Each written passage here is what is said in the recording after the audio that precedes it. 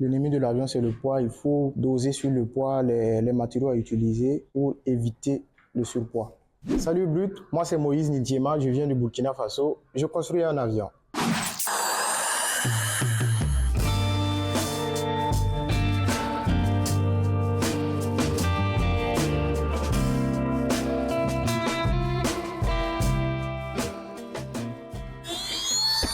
Là, je suis en train de percer des trous où il y aura des fils qui vont passer par là, des fils électriques, pour alimenter les lampes de l'avion. Lorsque j'ai fait mon premier baptême de l'air avec deux pilotes de l'aéroclub de Ouagadougou, l'idée est venue comme ça. J'ai dit, si par exemple les Blancs arrivent à fabriquer un avion, pourquoi pas les Noirs aussi? Donc j'ai fait le projet. Et ce n'est qu'en 2023 que j'ai pu finaliser les plans de conception de notre avion pour pouvoir débuter. D'abord, la structure de base, c'est un alliage et des tubes en acier. Maintenant, la mise en forme, ça c'est du bois. Il faut traiter le bois avec des produits chimiques pour qu'il n'y ait pas de risque de termites et de déformation avec l'humidité. Et ensuite, maintenant, quand on va finir la mise en forme, on va recouvrir le tout avec de l'aluminium pour constituer le fuselage. C'est un prototype aile haute. Aile haute, c'est juste l'emplacement des ailes qui sont au niveau supérieur du fuselage. Parce qu'il y a d'autres avions, leurs ailes se trouvent en bas. On les appelle des ailes basses. Les trains d'atterrissage, on appelle ça les configurations tricycle. Il y a des configurations classiques aussi.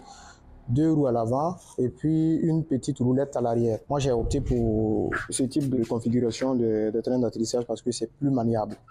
On appelle cette partie gouverne de direction ou gouvernail. Donc, c'est ça qui contrôle l'avion sur l'axe de lacet. Ensuite, il y aura une partie que je vais construire. C'est la partie essentielle qui va donner la stabilité de l'avion. On les appelle stabilisateurs. Ils sont à l'arrière. C'est comme des petites ailes. Sur le stabilisateur, il y a ce qu'on appelle les gouvernes de profondeur. Les gouvernes de profondeur, c'est les commandes et c'est ça maintenant qui va faire basculer notre avion comme ça. Et s'il y a assez de portance, assez de vitesse, l'avion va décoller sans problème. Notre portière est décapotable. Mais bon, pour le moment, comme la conception n'est pas encore finie, c'est ça, je cale avec notre tige de fer pour pouvoir contrôler tout. Donc c'est un peu comme ça. Et c'est ici que je vais construire les commandes pour pouvoir contrôler notre avion sur l'axe de tangage et l'axe de roulis. Parce que les ailes ne sont pas encore terminées. Il y a une partie que je dois construire qui va atteindre environ 4 mètres. Les difficultés, c'est le type de moteur que je veux parce que c'est pas simple d'avoir le moteur parce que ça coûte extrêmement cher. Donc c'est ça qui complique la conception. Et un peu les instruments pour le tableau de bord parce qu'il faut des altimètres, des indicateurs de vitesse air, des boussoles et tout pour pouvoir permettre à la navigation. Et puis de l'équipement électronique également pour pouvoir alimenter notre avion côté light. Light, c'est les lumières, les ampoules de l'avion et tout. C'est un peu ça.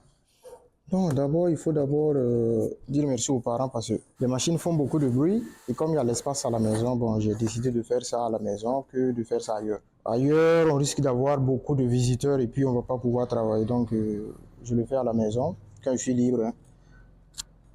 Donc c'est un peu ça.